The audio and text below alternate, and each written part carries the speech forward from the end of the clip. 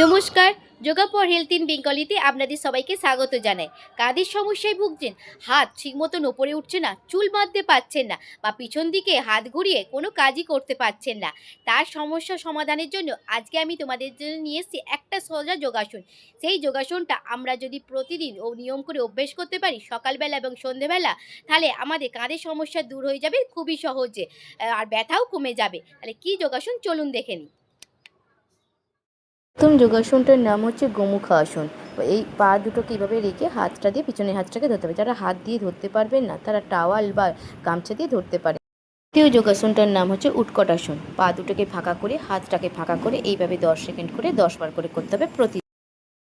আজকের ভিডিও তোমাদের কেমন লাগলো কমেন্ট করে জানাবে। ভিডিওটা উপকারী হলে অন্যদের কাছে শেয়ার করে দাও, যাতে অন্যরাও এই সমস্যার সমাধান করে ফেলতে পারবে খুবই সহজে। আর ভিডিওটা যদি এখন না দেখতে পারো তাহলে পরে সেভ করে রাখো, যাতে পরবর্তীকালে তোমরা দেখে এই সমস্ত সমস্যার সমাধান করে ফেলতে পারবে। আমার নিত্য নতুন এই রকম উপকারী ভিডিও পাওয়ার জন্য আমার চ্যানেলটাকে সাবস্ক্রাইব করে রাখবে। ধন্যবাদ।